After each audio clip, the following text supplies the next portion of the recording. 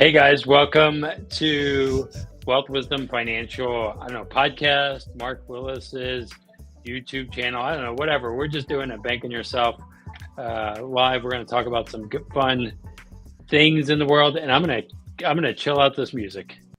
I love that beat, man. That sick beat. Yeah, the music is. We figured might as well add it. There's all these fun things you could add here. So guys, thank you for joining us to our monthly lives. I think monthly or biweekly. I don't know. Whenever we're trying to do more of them, and what I love about this is we are just kind of being real here. There's a lot of craziness happening in the world, so we're gonna talk about headlines, not political headlines. So you can go ahead and put political drama in there, but we're not going to listen to that as much. But today, while you're here, don't forget, hit the like, put a comment, ask questions, because you got a bunch of us here, right? So hit that thumbs up. I got Mr. Mark Willis here, and Mark runs Not Your Average Financial Podcast. Then we have Miss Amanda Neely, who is I know quite well, and then we have a new guy, Mr. Evan Greathouse. So Evan is also a Banking Yourself professional and is really, really smart and does a lot of fun real estate stuff. So one day we might talk about real estate. So anyway, again, you guys, thanks for joining. Don't forget, hit that subscribe button, put comments there. Love to engage with you guys. So good to see you guys. Yeah, it's kind of a relief just hanging out together. Love it. Well, we have so much stuff to do. I'm gonna do a quick high-level table of contents, you might say, for folks so they know what's coming. We got some macroeconomic financial markets happening. We're going to be talking about what the Fed is going to be doing, the Federal Reserve and Jerome Powell, the grand poobah of the economic universe. We're going to be talking about how Americans are working on their biggest problem, which might or might not be inflation. We're going to be looking at how home prices are soaring, according to Freddie Mac, and what that means for everyday buyers. We're going to be looking at, speaking of, a $17 trillion problem for all of us, if you're in the U.S. We're going to be talking about, even while all that madness is going on, what the S&P is doing, because he's having his own little party by himself over there in the corner. And, oh, by the way, with the Dow and NASDAQ as well. And then we're going to get into some personal financial headlines as well. The retirement crisis is even worse than you think. This is just crazy to me. I can't wait to get into some of this for you guys. Even as the stock market is booming, we're in a crisis of retirement. Something's not working there. U.S. adults, half of them, we say, are going to be having some trouble understanding financial jargon. And I can understand why, but we're going to get into that. Some other big trends in personal finance, and is college really worth it? So stick around to the end. We're going to be, I think, blowing the barn doors off of some myths and, some myths around how college is working, whether it's still a good deal or not. I think we also, I found an article on something that happened just last Friday, that had some big impacts. Do you guys remember what You're going to tease us? Friday? Yeah, go for it, man. What's going on? We'll sneak that in. Sneak it in. We'll sneak it in. Yeah. But, I don't know. Do you guys remember Friday? Last Friday, there were airlines down. Nobody could log into their investment accounts. It was a pretty big deal last Friday. Somebody was talking about Windows. Yes. Some people are still trying to make it home or make it to their destination. I hear. Well, so I don't know if you guys would agree with me, but I'd say more powerful than a speeding train, more mighty than a firing bullet, is the most powerful person in the world, in my opinion, is this guy named Jerome, and Mr. Powell. And right or wrong, he is leading up the Federal Reserve, and as the chairman, he speaks and people listen. So every so often, once a month or so, the Fed gets together and they discuss where things are headed.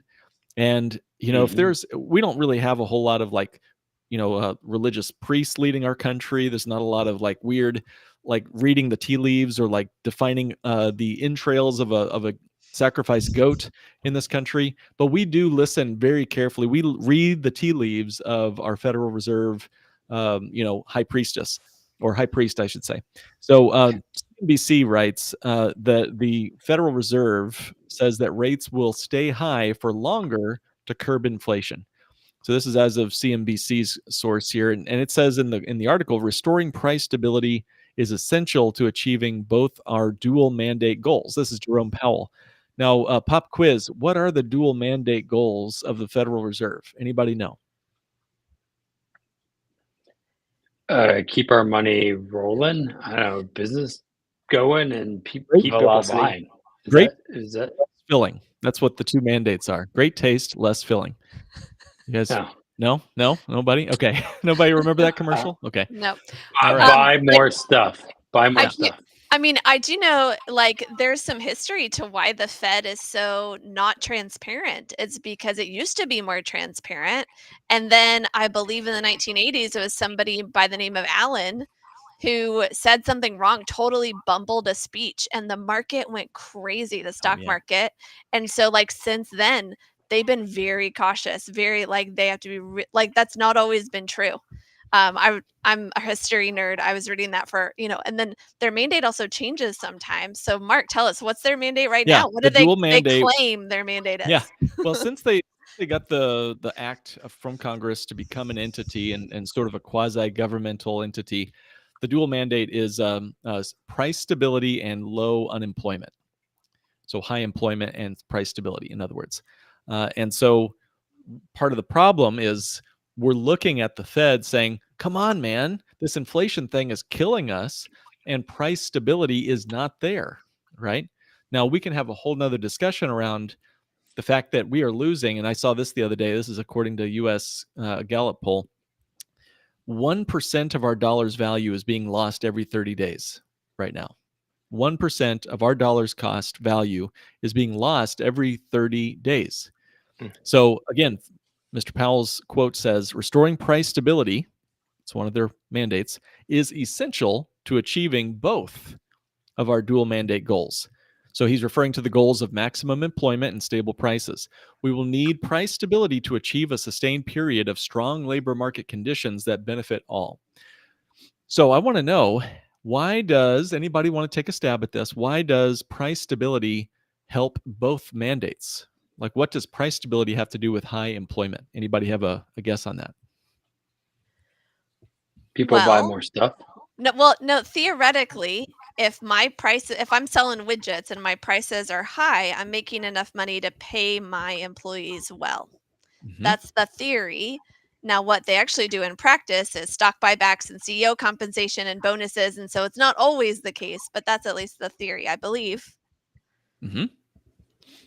Yep. And two, what is employment? It's a cost, isn't it, for the employer? So if there's a wage price spiral, as they say, the more prices go up, the more you got to pay people to live. The more you pay people to live, the higher your prices go up. So when you can tamp down inflation, typically that means you, as an employer, can hire more people. That's the theory anyway. So I don't know. There's a lot going into this topic, and I know it's our first topic. We have a lot of ground to cover. But when you have an election coming up, when you have a lot of people upset about inflation, which we'll talk about coming up next, what do you think about like this idea that rates aren't coming down anytime soon? I thought this was supposed to be transitory inflation, Evan. What do you think?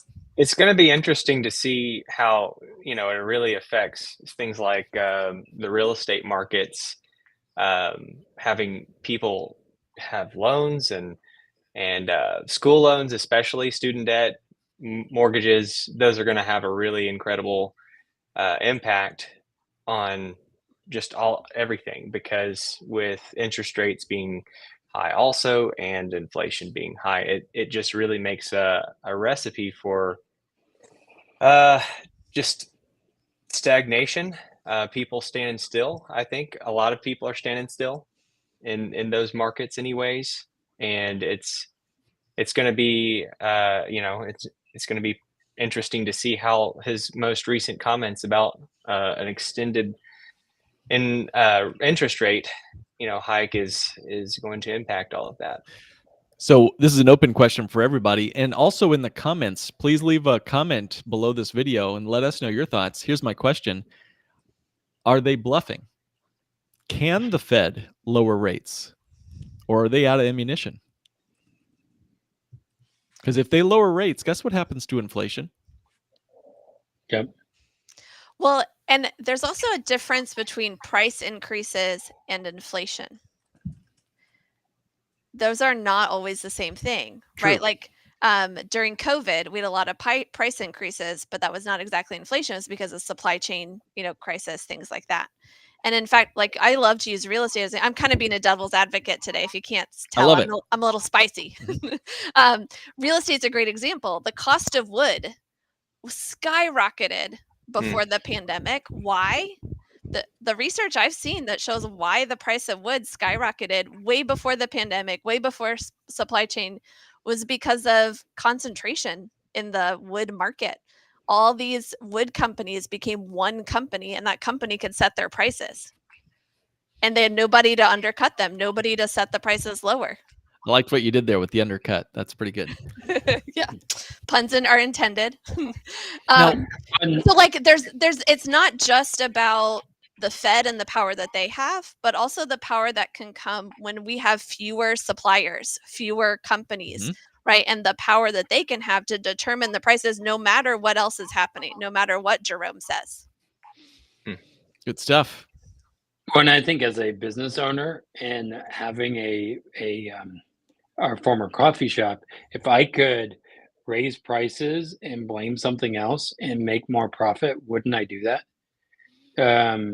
Right. And so people would always complain every year whenever we would raise it by a nickel. Right. Because things do go up in price. But if I can blame something else, and it wasn't because I was greedy, it was just because the cost went up. But if I could, even if costs didn't go up and I could blame something else, wouldn't I do that as a smart business person? So I'll push on this a little bit. So let's say you guys had the only coffee shop, and for those that don't know, Amanda and Brandon were rock star coffee shop owners before they became Bank on Yourself professionals, and I got to drink their delicious coffee every morning on my way to my office down the hall. That was awesome. So let's say that you guys had the only coffee house in your zip code, downtown Chicago. Couldn't you charge basically what you wanted, right? Because that's a long way to go for another guy's cup of coffee, right? Now let's say Evan comes in and he figures out a way to bring in coffee every morning, puts up a little stand in your zip code for 5 cents less than yours. Even though you have a monopoly in your zip code, Evan, you can walk in with your coffee and bring it in and lower the price. So this is why I say it's cronyism, not capitalism, that brings the problems, right? It's not capitalism that's causing the trouble. It's the people who say you can't open a coffee shop here unless you are, Big Bob's coffee machine, right? Mm-hmm. So it's the cronyism, I think, that causes some of the price increases, not to mention the supply of money, which went up. And we'll talk about this in 2020. Even before the pandemic, Trump was pumping up the inflation game because he was pushing so much, keeping the rates low, like a good mortgage expert, like a good real estate guy. Mm-hmm. But I want to hear from Evan, and then we got to move on to the next topic. You remember those days where timber was going nuts because you were doing real estate. What was that like for you? Yeah, I was actually working for one of my buddies who owns a real estate investment firm, and we were developing houses. And he had, maybe 15 or 20 houses that he was in the middle of building. And I had another friend who even had 50 houses that he had currently in the works and he was building. And they were trying to get them knocked out as fast as possible because they just saw the price of lumber skyrocketing. And what ended up happening was a lot of builders out, and I'm in Nashville, for those of you who don't know, a lot of builders out here ended up getting stuck with these, $500,000-$600,000 houses that, they had budgeted that they would be able to sell them for 500,000 or 600,000, but their cost ended up going up drastically in a very short amount of time in just the 9 months that it took them to build that house, or 4 or 6 months, or however long it took. But that impact, it kept them from being able to sell that. A lot of people struggled really bad in that time. So yeah, it was a rough minute there still in the real estate market, at least for Nashville. I'm sure it was like that in a lot of different areas. Yeah. And what I like about your example is those guys would have bought wood at a cheaper price if they could find it. Yeah. And it was just impossible to find at that time. And that's when, like, taxi drivers in New York had a monopoly for a really long time until Uber came in. Like that's kind of nature of things. But then also, Milton Friedman would say of the capitalists, if you can raise your prices, you better do it because you owe it to your stakeholders, your stockholders, right? So we have this kind of tension that we're always living in, and that causes a lot of emotions. So I'm going to pass it back to Mark to talk about the emotional side of this. Oh, great segue, Amanda. Yeah. So the next topic, and I don't know who's taking this one. I think, is this one Amanda's? It says Americans continue to name inflation as the top financial problem. And this is a Gallup poll that reveals that inflation is still the number one top concern. So for everything else going on in this crazy world right now, you walking down the aisle of the grocery store means more to your pocketbook than, say, some distant war or something else going on in the news, cultural wars or whatever else. So are you guys seeing this with your clients? Your Bank on Yourself professionals here. Are you hearing conversations around inflation? And if so, what's that like? Absolutely. I was talking to somebody yesterday, and the words he used was, inflation makes me seethingly mad, like seethingly angry. And that's a direct quote. Wow. And it really should, honestly, because this particular individual saves diligently, has been working really hard, is very disciplined, very, healthy as far as like his risk averse and everything. Is he leans more conservative on his approach. And he's getting punished because of other people's, decisions, and there's not anything that anybody can really do about it. So as far as that goes, like it is popping up left and right. It is causing all kinds of people to have difficulties with saving and everything. There's, for retirement years now. I think Mark, you may have spoken about it recently, that there are more updated researches that are showing, instead of $1 million for retirement, it's now like $2 million that needs to be saved up for retirement in order to not run out of money before you die. That's, and even then you still have like a 50% chance of making it. So totally. Yeah. And I would go back to some of our other stuff, but let's be honest, inflation has been happening, but we haven't really seen it as much if it's in college or in medical cost, right? It's been increasing over years, but we never, like, till you have to go to the doctor for something and you're like, wait, that used to cost me 10,000 and now it costs me 100,000. We don't really pay attention until it's us. So notice, what are you seeing on that chart there, Amanda? What do you see that's important for us to pull out? Well, so like I was going through these and it's showing like how much Americans say that inflation is the most important problem that they're facing. And then it shows like other problems they list and how inflation compares, right? High cost of living inflation.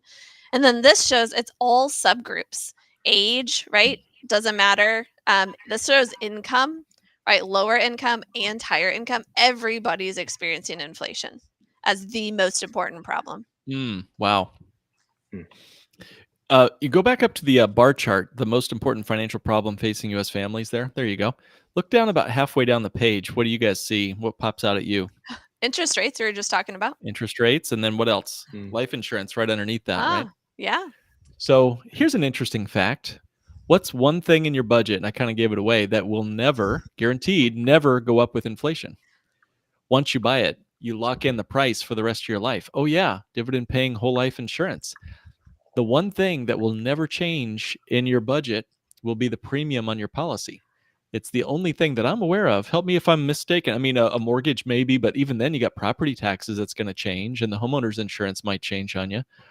But a lifetime of premium payments that never get, bumped up with inflation. So that's my claim. Now, wait a minute. I just said that, but we're looking at a 3% rise here. What's the problem with that? Anybody want to take a guess? Why is there a 3% raise if I just said that premiums don't go up? I would ask, what kind of policy are you talking about? Maybe one. Good question. Yeah, what kind of life insurance are we talking about here? Also, Does it have anything to do with like policy loan rates or anything? good guess, but no. No? I'll give you the answer. The answer is who bought last year versus this year. So if you were lucky enough and smart enough to start your policy last year, you got a 3% discount over what it would cost you to buy the same policy this year. Again, once you buy your policy, it's locked in. You don't have that creeping cost of living nibbling away at your dollars.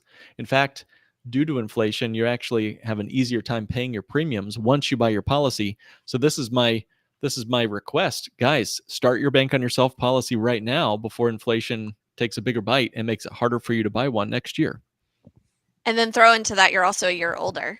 You're a year older. That's right. So it's probably more than 3%. Mm-hmm. Well, and there's a two-edged sword to all this. Like, one is that you have to start saving more and more. But yeah, like you pointed out, paying for your whole life policy, premium is going to be a lot easier. What's also a lot easier to pay? Does anybody know? Debt. Yeah. Debt's also easier to pay as inflation creeps up. So, if it was me, and it is me as well, I'm using this as an opportunity to really crank down on consumer debt or mortgage debt or any kind of debt that I've got from real estate investments or anything, and just knocking it out while we can, so that once inflation does come back down, it is going to allow even more buying power at that point. So more cash flow. Great stuff, Evan. All right, Brandon, I want you to tell us about this Black Swan event. They all seem to be black swans these days. Where are the white swans? Bring back the normal swans, right? So, Brandon, what happened last week that might impact everyone's retirement? I don't know if it would impact everyone's, but I was reminded of a friend of mine, Perry Marshall, had told us back before COVID happened. I think it was maybe just after. He said more black swan events are going to happen, right? Meaning things that we didn't think could happen, like a barge getting stuck that causes us to raise prices, right? That happened a few years ago that we forgot about. Or I didn't think we were going to talk about politics, but we did have somebody attempt to be attempted shooting, right? That raised stock prices in one area on one of their things. And then last week, Microsoft had a glitch of some sort. And so, Amanda, if you want to share that article, but it is really, what was it? I'm thinking GameStop. That was another one as a black swan. But it's things that we didn't think were going to happen or weren't going to think about in the morning, all of a sudden impacts us, right? And so this was because somebody did something, maybe in a code, took down airlines, took down half of Microsoft. We had some vendors that we had to deal with, and I'm wondering, like, if this CrowdStrike, I think their stocks went down a lot. So maybe we didn't see volatility in our overall picture, but if you were invested in CrowdStrike and that happened, you saw some volatility and you have to recover from that, right? And so those may not impact all of us, but be aware of what you're putting your money in. If you're in 401ks or in the market in some area, and you might say, hey, well, CrowdStrike is the best thing to be in forever. Well, until something like this happens. Anything you guys would add there? A lot of Five companies point four are billion. losing a ton of money. Yeah, not just CrowdStrike either. It's like, Windows is losing like hundreds of millions of dollars, I think that article said. And 5.4 Delta billion. Airlines. Yeah, Delta Airlines, and everybody's having to push surgeries. It's not just affecting us financially, it's also affecting health and anxiety and wellness, and all of that is coming into play. Right Yeah. before this live call, I was talking to a gentleman who told me that this week he was getting ready to roll over some significant cash into a annuity that we had set up for him, a Roth IRA annuity, so getting a guaranteed tax-free retirement income. He was pretty pumped about, but he was bummed when I talked to him because in between last week and this week when we spoke, he had lost $50,000, which is a big chunk of his money, and he didn't know what to do, or he was frustrated that this sort of thing can just happen outside of your control. Like you said, Brett, you just wake up one morning and poof, the money's gone. That just that brings it home from a $5 billion loss from Microsoft or whatever down to 50 grand that you're not going to have in retirement, and you can never get that money back, even if the market recovers. That's a loss you'll never get back.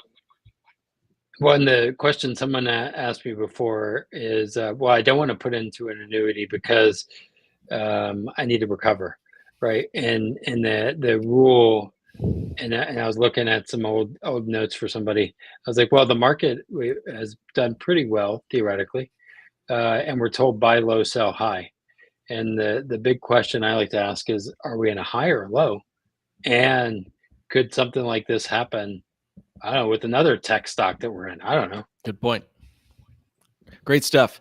So, guys, this is one more, I guess, straw on the camel's back, but home prices are now hitting another high. Okay, while mortgage rates are slightly coming down, even as the Fed keeps rates up. But according to Freddie Mac, there's a Fox Business article here that discusses the state of the real estate market with home record prices now, and with slightly lower mortgage rates. So the lower your mortgage, the more you can pay for that house. That's why more and more Americans bought McMansions in the early 2000s, because the rates were coming down so you could get the bigger and bigger square footage. And that can sometimes be a bear trap. But let me pass the ball over to Amanda on this one. Is the market about to see another correction? I'm not sure about that, but I did want to come back to Evan said something earlier about debt and how because of inflation, he's getting serious about debt, right? And I wanted to show, this is from Freddie Mac. This is from their website. As soon as it loads, I feel like I'm having some connection issues today. Sorry about It's this, loaded. guys. You sound Okay, crystal clear on our side anyway. The audio Okay. sounds great. So it says interest rates on credit cards in blue, on auto loans in green, and then the gray is 30-year fixed mortgages. Is there any way you could zoom in to get the sidebar out of the way, just so we can get a good, clean picture of what those numbers are right there? Because it's kind Yeah, is of that hard, better? small to see. Yeah, a little bit better there. Yep. Okay. Thank you. Mark, you just said that mortgage rates are coming down. They're still high, relatively. We only look back to 2010. Now, if we go back to the 80s, they're definitely much lower than they were then. Yeah. Let's all go back to the 80s, man. But like, just to put that in perspective, right? Like, if people are getting serious about debt, right? Like, which debt are you going to get serious about? How is inflation impacting these? And see this increase too. There's been a higher increase in credit cards than there has been in others. So let's get those out of our lives for sure. And then I'll pull up that article that you had, Mark, from about that has some other better information than Freddie. They don't have a lot of graphs on their website, but my computer's being really slow. I'm trying to do too much at once. So no problem. If you want me to share anything, that's fine. Do you want me to pull up the Fred link? That's what I was just looking at, but you could open up the Fox one that you put in. Investopedia? Oh, Fox. Okay. Yeah. Yeah, no, that's all right. The Freddie Mac one, I think, is just fine. It just shows, where things are headed. I think that chart you showed is great, but it kind of, again, underscores the fact that rates are up. And even though the stock market is going up, which we're going to talk about next, I really think we're struggling as a country to afford this lifestyle. And I don't know, have we gotten to a point where folks are going from steak dinners to chicken dinners to dog food? Have we gotten to that point yet? I don't know, but I think that day is coming. If the prices keep going up, more and more people are living paycheck to paycheck. And in fact, according to Investopedia and according to the Fed, let me share my screen here, and you guys can see what we're looking at. Share screen. The Fed, the Federal Reserve Bank of St. Louis, has a nice chart that sort of shows the total public debt as a percentage of GDP. And right now, it's as high as it's been in a very long time, only preceding or since COVID, and really ever since before that as well. So again, we've now hit a record $17 trillion in debt as a country. And this is a new report that shows that the total household debt in the United States has reached an all-time high, fueled by rising mortgage balances, so people taking out bigger mortgages because the prices of houses are going way up, and significant crushing student debt. And I think the Investopedia article that I found this on, talks about what this all means for the economy. Like if folks can't pay their mortgage payment, hello 2008 all over again. Mm. So Evan, what do you think as you look at this chart?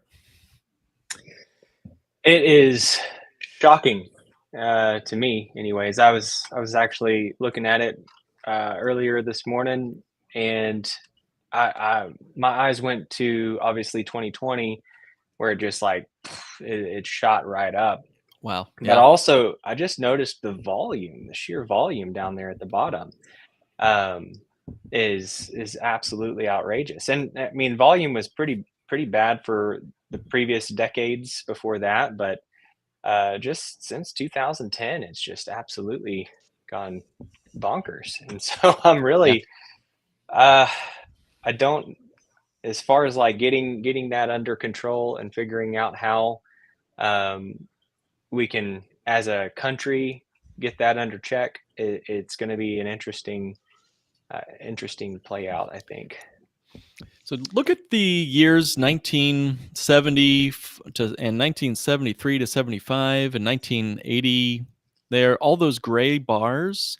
Amanda, you study the Fred website quite a bit. What are these gray bars? Can you tell us?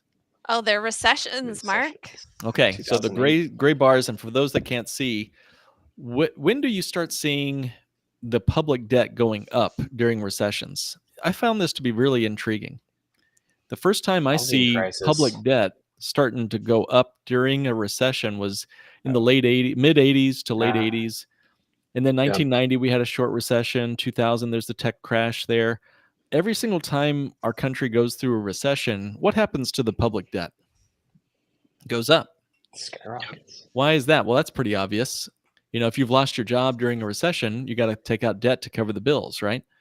But what I find interesting, I want to get Amanda's opinion on this. Why in the 1970s were we able to survive these two recessions? Like there's 70 through 72 and then 74 and 75 recession and the 1980 recession too. Why were we able to survive all this without going into further debt? How? Well, could it be because of where we stored our money? Say some more about that. Yeah. So if you go pre-1980, people had these awesome things called whole life insurance with a cash value. That if I just lost my job, I don't have to run to the bank or run to the credit card. I can use my cash value and take a policy loan, get through that emergency. That's not going to show up as a public debt. Wow. Great point. Yeah. And then, but like since then, like 1980, we get 401ks. We're shoving our money into there. We're being told buy term and invest the difference. We've got our money in the stock market. When one of these recessions hits, what happens to our 401k? What happens to our stocks when we just lost our job at the same time? They're down. We don't want to sell. We don't, right? And so what's the alternative? Well, I'll take out the debt. I don't have to sell. I'll just go into debt.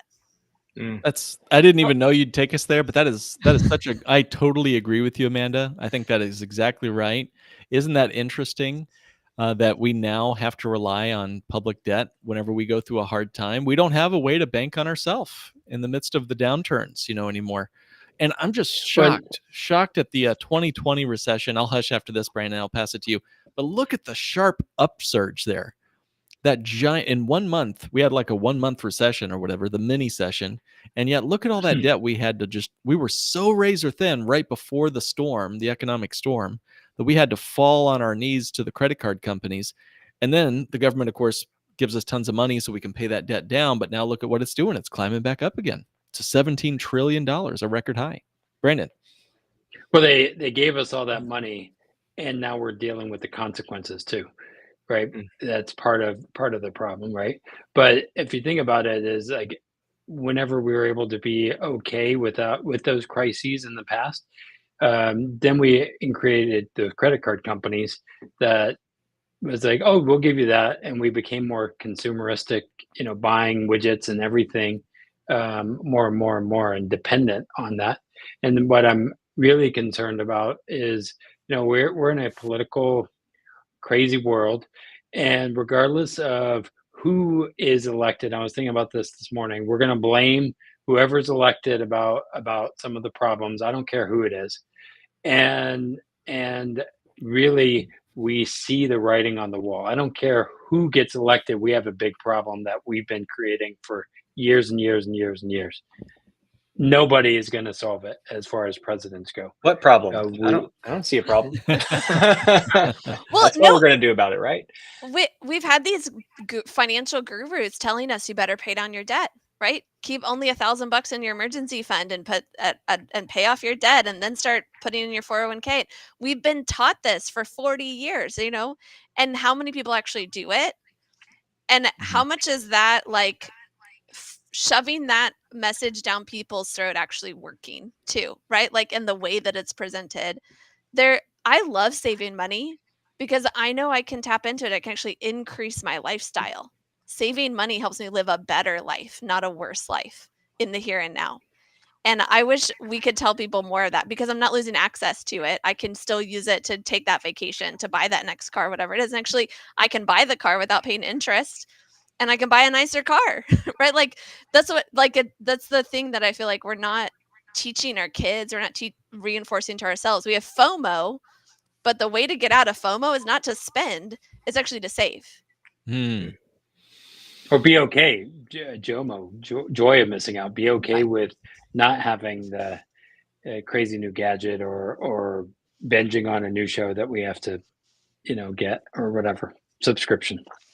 Right, and there's also the FOMO of the markets. I wanted to talk about this because the S&P 500 has been hitting record highs all year long in the midst of all these things we're talking about. And so everybody like that. What problem is legit? What investors feel? They're like, but my stocks are at an all-time high, and they keep hearing an all-time high, right? Like keeps going. Mm-hmm. What do we have to say about that? I think as far as like covering your head, putting your head in the sand, all that, those people who are, if they do that, they're going to have a harsh reality, hit them one day. And because we're eventually and whoever's in that boat is going to get to a point where they don't have any other choices or any other options. And so you can see that happening as the economy is correcting and whatnot. And so it's going to be those, I think, who have had that discipline of saving, who have, and not just saving in any old fashion, but saving using something that has the added benefits of uninterrupted compound growth, like Bank on Yourself does. This strategy is going to allow those who have saved diligently the opportunity to really, I'll spin it this way, take and help a lot of people in a really desperate position get something instead of nothing. And they're also going to get it at a really good deal. And that has happened time and time again throughout history, especially in real estate. You see that a lot with, cash is king. All of those different kinds of terms are said in that arena. And it is what is allowing those people to scoop up these really great deals are those who have cash, who've been diligent, who've saved. Evan, you made a statement about saving, and that kind of brings us to our next article. But before I jump there, Amanda, you're showing us something that looks pretty important here on the screen. What are you seeing here? Yeah. So from 2021, right, the S&P 500 I think was negative 22% in 2022, and then started increasing in 2023. But look at these record highs. How many of them there have been this year? Do we think the market is high or low? Right? Wow. When's the next one going to hit? Or could we have something like a nice break where who knows what's going to happen next, right? And this is just Wikipedia, right? It's just an article, closing milestones of the S&P, and you can see like try to look for patterns here. See what you think about this.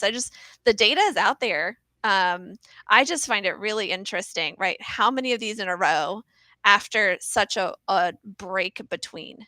And then if you also look at when it's hit, like it has these milestones, 1,000, 2,000, like between the 1,000 and 2,000 was how many years? Right?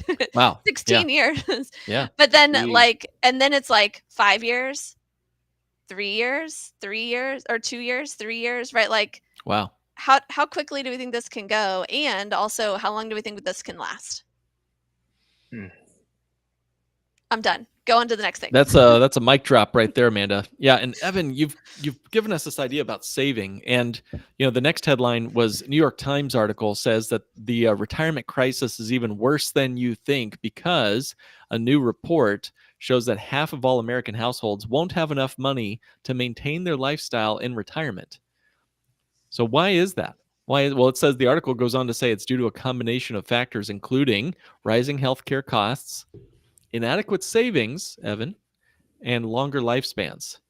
So are we at the precipice where we're about to see the breaking point? I mean, you could really look back over the last 50 years and say, well, there's been a lot of things that have caused this. And, we've talked about multiple inputs here where lots of things like inflation and, corporate greed and things like that too, and taxes going up. But we are at a point now where half of Americans won't have the same standard of living. So what does that mean? That means not going out to eat, not seeing your friends, not getting hamburger. You're going to have to deal with, like vegetables only or chicken only or whatever else. You're downgrading your lifestyle, maybe just eating every other night. I don't want that for my clients. What about you guys? What are you seeing as you read through this article and as you kind of look at the state of the retirement readiness of Americans and with your clients? So I was listening to an article or a podcast, and it was a guy named Ted Benna, and he said that Ted Benna, he was the creator of the 401k, and he said the reason I liked him, what was so impactful on this, was it made people quote unquote save. It forced them to save. And the challenging thing is people are starting to realize that some of that forced savings in a 401k hasn't worked out for them. So they're opting out altogether. And some is their lifestyle hasn't really led up to, they've been living well above their means. Debt, right, is increasing. And this is one of the reasons we wrote our book, the 5 Smooth Stones book, is to make sure that we are saving and building a plan. And maybe you create within the policies a forced savings that still is accessible, not waiting until you're 60, because we've saved in those forced savings and then something happens. And guess what we have to do? Take a penalty or whatever to get out of paying for food, right, with a 401k or something. And I think that that's the biggest challenge is we've been kind of told, don't worry about it, just put into this. And we thought we were doing everything right, our parents, and now we're not. But doesn't the stock market give us 10% a year? That's what Dave says. But if you think that, call me. Well, but you can Let's look it talk up, about guys. I mean, I'll play devil's advocate. Look up S&P calculator last 100 years average return is going to be 10%. You're going to find that every decade or whatever. The average return was 10%. That's a 10-year time span. So that's plenty of time to wash out the recessions and the change in value. If you go back to that S&P, you don't have to pull it up again there, Amanda, but you'd see it's about 10% return. So what's the problem? The CrowdStrike or whatever that was that happened like 2 days ago. Volatility. Got it. Yeah. What's that? No volatility. Yeah. Crap, Yeah. What's crap that, happens. Amanda? I mean, volatility eats away. I was actually just showing somebody what we learned from the one and only Mr. Les Himmel, that you can make 8% and still lose money. You can have a positive 8% return. If you do the math, up You gotta 56. talk us through that. Yeah, maybe I'll pull up a thing, but like most people use a straight line projection, 8% every year, but we know the market doesn't do that, right? It goes up some, down some, right, all over the place. And if you can, let's say you went up, I think it's like 56, down 48, something like that. You end up with 8%, but you actually end up with less than you started. You lost money. Yeah. And that's not even factoring in fees, right? It's not even factoring in you didn't touch your money, right? Like, because most people like increases of withdrawals from 401ks to combat inflation and get through rough financial times are on the rise as well. People aren't leaving this money to grow for even 10 years. They're touching it, they're withdrawing from it. And that's also not factoring in that you don't fund it day one for your 30 years until retirement. You put a little bit in over time. So you're also not, it's right. People love to simplify things to make them feel really easy, but the real results are very different. Awesome. So true. Amanda, if you want, I can share a visual of what you just said. There you go. This is the compound return versus the average return. This is the real, yield of the, in this case, the market. If you were to put money back in 1900, what would you have today? 1.3 million or something like that. But in the real world, that's an average of 6% compounding. That orange line is what financial advisors love to show you. But reality is, as Amanda said, volatility. The blue line is what you actually get. Both of these lines, orange and blue, give you a 6% return. Orange is what investors think they get, but blue is what they really get because there's so much, coiled up viper in the portfolio. When you squeeze and twist that return of up and down, that breaks the compounding and it squeezes everything into a smaller, tighter number, and you have less money as a result. Now, most people think they're getting that orange number when they're 22 years old and they're handed their first 401k and they're saying, okay, wow, if I just put away my X dollars per month, I'll have Y dollars by retirement. They think they're going to get that big, juicy orange number, way up in the stratosphere, but they open up their account statement 40 years later and it's too little too late. Well, and when we met you, Mark, we were strong advocates of Susie Orman. And she's one that says that a lot, along with Dave, saying, oh, well, that's what it's going to do. And then you run the math, and these people have listened to them on the radio shows or whatever. And they're like, oh, well, they are, of course they know, but They're experts. They're experts, right? And so we've listened to them and so, okay, well, and that's the hard part in our industry. We just say, oh, well, they're the experts. I'll give it to them to think. And that's the hardest part in my job is I want to educate my clients to think and give them ownership of their own life. But most people want a quick fix or just me just to tell them what they need to do and it'll all work out like magic. And the reality is that's not the way the world works or math. And I'll give you back to screen share, but this was what I was referring to. Fine. One of my favorite things. You can, in fact, lose money with an 8% average. This black line is still an 8% average rate of return, and yet there's only $72 when we started with 100 at year zero. Whoa! And we didn't touch it. Not factoring in anything like fees or taxes or anything. Taxes. Yep. That's Okay, back over to you, Mark. I think you got something else to share. Oh, this might just for the nerds that want to see actual numbers. Hey, these charts are fine, but folks can lie on a chart. So let's look at some actual numbers. Here's the final numbers of the S&P 500.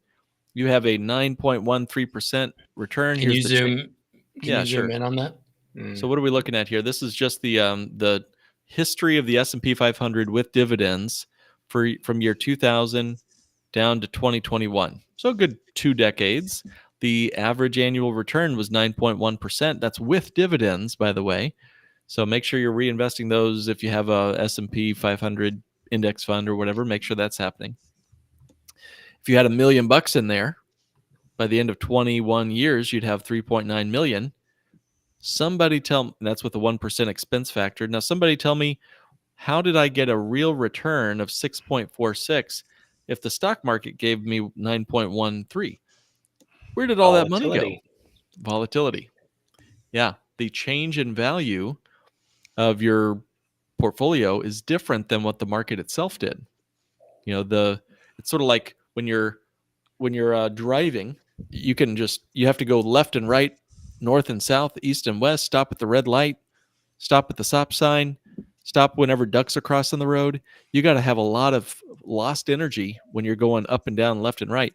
But when you're flying over all those stop signs and ducks crossing the street, you can go straight to where you need to go, and there's no volatility. It's a linear path, and that means a lot less fuel having to be spent, or in this case, rate of return having to be wasted. Okay, Amanda, let's jump all the way down to our last topic of the day here. Is college worth it? According to Pew Research in 2024, this is May of 24, so very recent survey done. Is college worth it? Drop the bomb on us. What's the statistic there? And talk about what we're looking at here. Oh, you share your screen. I'll tell a quick story. So this is legit concern. We talked about, we're going to talk about this in an upcoming podcast episode. So teaser, like real life people are making the choice for a couple months from now, starting college, right? Whether they go to the school they got into that's a private school, or maybe the community college close to them. And if the private school takes some loans to have happen, is it worth it? I've talked to several people within the last couple months that are making that real decision right now. So I'm glad you brought this up, Mark. It's a very timely topic because college starts, the clock is ticking for a lot of freshmen. Why do you think this is, that it's worth it even with loans? Is only 22% of people. 47% say if I pay cash for my college, it'll be worth it. And then, now 30% of people say, hey, no matter what, whether I pay cash or debt, I'm not going to college, is what now 29% of the survey says. What's going on there? Why this surge in people saying, such a small percentage of people saying, hey, it's worth it to go into debt for college? My initial response would be specialized education.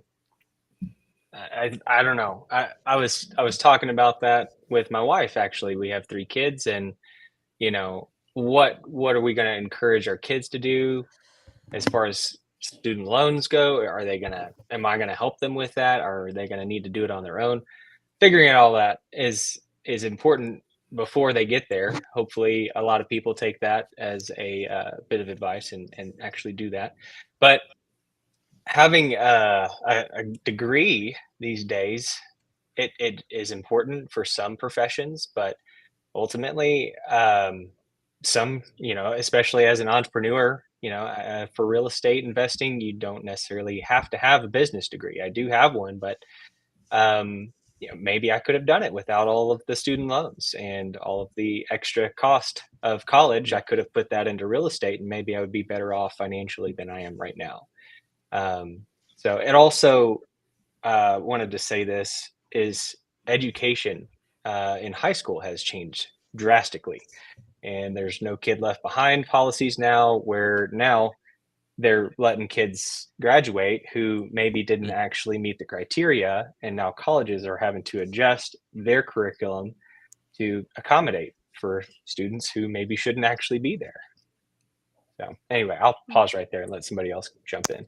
Yeah, I think those points are all really valid, and you can see some of the other infographics. This 4 in 10 Americans say a college degree is not, what does it say?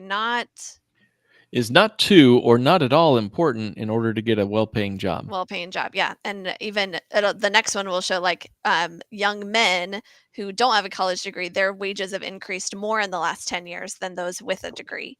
So real data there, but also let's go back to where we started from today, interest rates. If I'm taking Yep. college loans right now, I'm paying way more interest rates than I would have 5 years ago, and for those loans. And then, and especially, sure, I can get the federal, maybe I can get some subsidized, but those Parent Plus loans that my parents might take, or the private loans that my parents might co-sign on for me because I'm only 18. Why would anybody else give me money? They're huge. The interest rates on there are, and when you actually do the math, I was doing this with a mom recently, where we put in the amount they'd have to take out in loans. We looked at the interest, and she's like, college doesn't just cost 40,000 in loans. It costs like $100,000 a year after I paid back that interest. Wow. Yeah. Great points. I mean, so guys, as we have 1 minute left, really, how does Bank on Yourself solve some or even most of what we've been, bemoaning today? How do you see on a one-on-one individual basis, one family at a time, you're helping people break out of some of these problems? Quick takeaway, maybe 1 or 2 sentences. Love to hear just a quick summary from everybody on the call here. Yeah. I'll go first because it relates to that mom I was talking to. She started a Bank on Yourself type whole life policy 5 years ago with me when we were first starting. And she gets to use that to help her kid go to college, at least, test it out, see how it works. Great. And and not committing long term, but at least the first year, right? And be able to test the waters without taking as much risk and paying as much interest. Sorry, go ahead. Oh, I was going to say, Steve Brant keeps texting me because he's watching, but he had mentioned that Tell him to leave a comment on the show. Anyway, go ahead. he is Hi, not Steve. logged in. Apparently, he's saying all kinds of stuff. Many people are opting out of college because no matter where they end up with a job, those employees will have to train them anyway, right? And so I think about me. You guys are all overeducated in my eyes. Every one of you guys have masters in all of this or degree bachelors. And for me, I'm like, I'm not. But the thing I wanted to end with is volatility, the market, all of this stuff, even 529, they're all interconnected. And taxes, Stephen mentioned taxes, all of these things. I wonder if a lot of times people are realizing, oh, this has all been a sham for the past 30 years and something's not right. And so there are ways to build a good foundation. That's why we're here. So great and stuff, then Evan. I'll go back and just say, the forced savings dynamic of Bank on Yourself really does allow for people to, whether, I mean, obviously, I'll go back to this saying that we say all the time as Bank on Yourself professionals, like, when's the best time to plant a tree? 20 years ago. When's the second best time? Right now. If you haven't planted the tree already, like 20 years ago, go ahead and start saving now and allow that tree to grow into a forest with a Bank on Yourself policy, because the uninterrupted compounding growth is exponential, and it just really, and without losing access to your money, because I'll say it again, cash is king. Whenever those investment opportunities come, whenever the market is down or it looks good, at least to buy in and jump on, if you're going to invest in the stock market or real estate, that is going to be the best time to have a whole bunch of cash saved up right now. So yeah, check it out. Check it out, the tree.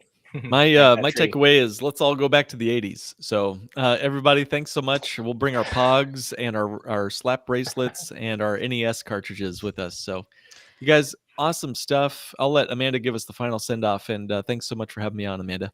Yeah, thank you. And for those who don't want to go back to the 80s, let's make brighter futures together. It's up to us. Don't wait on anybody else to do it for you. Reach out to one of us to help you along the way, but don't forget it's on you. Like, this is your future that we're talking about, and no one's take it more seriously than you do. So make it happen. Thanks, everybody. Thank you. Great to see you all. Talk to you soon.